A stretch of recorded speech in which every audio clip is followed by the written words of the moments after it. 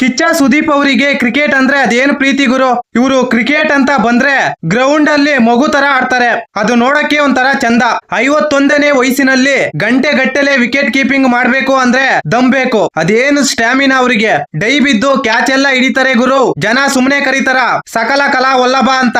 ನಿಜ ಹೇಳ್ಬೇಕಂದ್ರೆ ಕಿಚ್ಚ ಸುದೀಪ್ ಅವರು ಕ್ರಿಕೆಟರ್ ಆಗ್ಬೇಕಾಗಿತ್ತು. ಅಪ್ಪಿ ತಪ್ಪಿ ಆಕ್ಟರ್ ಆಗಿದ್ದಾರೆ ಅಂತ ನಮ್ಮ ಟ್ರೇಡ್ ಪಂಡಿತರು ಹೇಳ್ತಿದ್ದಾರೆ. ಸಾಮಾನ್ಯವಾಗಿ ಕಿಚ್ಚನ ಪಡೆಗೆ ಇನ್ನೊಬ್ಬರಿಗೆ ಕೊಟ್ಟು ಅಭ್ಯಾಸ ಇದೆ, ಇನ್ನೊಬ್ಬರ ಹತ್ರ ಇಸ್ಕೊಂಡು ಅಭ್ಯಾಸ ಇಲ್ಲ. ಕೊಡೋದು ಸ್ವಲ್ಪ ಲೇಟ್ ಆಗ್ಬೋದು, ಬಡ್ಡಿ ಸಮೇತ ವಾಪಸ್ ಕೊಡ್ತಾರೆ ಅನ್ನೋದಿಕ್ಕೆ ವೈಜಾಗ್ ನಲ್ಲಿ ನಿನ್ನೆ ನಡೆದ ಕರ್ನಾಟಕ ಬುಲ್ಡೇಜರ್ಸ್ ವರ್ಸಸ್ ಪಂಜಾಬ್ ಸಿಸಿಎಲ್ ಮೊದಲ ಮ್ಯಾಚ್. ಕಳೆದ ವರ್ಷ ಸೆಮಿಫೈನಲ್ ನಲ್ಲಿ ಆದ ಅವಮಾನಕ್ಕೆ ಈ ವರ್ಷ ಮೊದಲ ಮ್ಯಾಚ್ ಅಲ್ಲಿ ಕಿಚ್ಚನ ಪಡೆ ಪಂಜಾಬ್ ಕ್ಯಾಪ್ಟನ್ ನಿಂಜನಿಗೆ ಸರಿಯಾಗಿ ಮಾಂಜಾ ಕೊಟ್ರು. ಟಾಸ್ ಸೋತು ಮೊದಲು ಬ್ಯಾಟಿಂಗ್ ಮಾಡಿದ ಕರ್ನಾಟಕ ಬುಲ್ಡೋಜರ್ಸ್ ಓಪನಿಂಗ್ ಬ್ಯಾಟ್ಸ್ಮನ್ ಗಳಾದ ಡಾರ್ಲಿಂಗ್ ಕೃಷ್ಣ, ಪ್ರದೀಪ್, ಕಿಚ್ಚ ಸುದೀಪ್ ಅವರು ಬ್ಯಾಕ್ ಟು ಬ್ಯಾಕ್ ವಿಕೆಟ್ ಗಳು ದಬ್ಬಾಕೊಂಡ್ರು. 32 ರನ್ ಗಳಿಗೆ 4 ವಿಕೆಟ್ ಡಮಾರ್. ಇಲ್ಲಿಗೆ ಮ್ಯಾಚ್ ಕತೆ ಮುಗಿತು. ಮ್ಯಾಚ್ ಹೊಗೆ ಹಾಕ್ಸ್ಕೊಳ್ತು ಅಂತ ಎಲ್ಲರೂ ಅಂದ್ಕೊಂಡಿದ್ರು. 9ನೇ ಓವರ್ ನಲ್ಲಿ ಕರಣ್ ಆರ್ಯನ್ ಬಂದ ಗುರು. ಪಂಜಾಬ್ ಬೌಲರ್ ಗಳಿಗೆ ನಾಯಿಗೆ ಹೊಡೆದಂಗ್ ಹೊಡೆದ. ಕೇವಲ 33 ಬಾಲ್ ಗಳಲ್ಲಿ 83 ರನ್ ಚೆಚ್ಚಿ ಬಿಸಾಕ್ದ. 170 ರನ್ ಟಾರ್ಗೆಟ್ ಕೊಟ್ರು.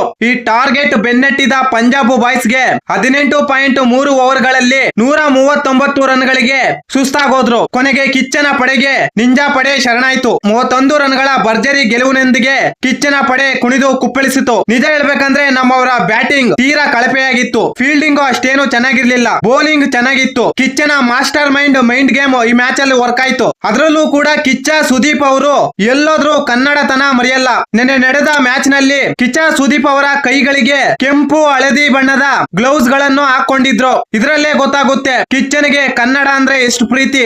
ಒಟ್ಟಾರೆಯಾಗಿ ನಮ್ಮ ಕಿಚ್ಚನ ಪಡೆ ಟಾಸ್ ಸೋತ್ರು, ಮ್ಯಾಚ್ ಗೆದ್ರು. ಈ ಮಾಹಿತಿ ನಿಮಗೆ ಇಷ್ಟವಾಗಿದ್ದರೆ ಶಿವರಾಜ್ ಇನ್ಫೋ ಯೂಟ್ಯೂಬ್ ಚಾನಲ್ಗೆ ಸಬ್ಸ್ಕ್ರೈಬ್ ಮಾಡಿ, ಸಪೋರ್ಟ್ ಮಾಡಿ. Thank you for watching. ಧನ್ಯವಾದಗಳು.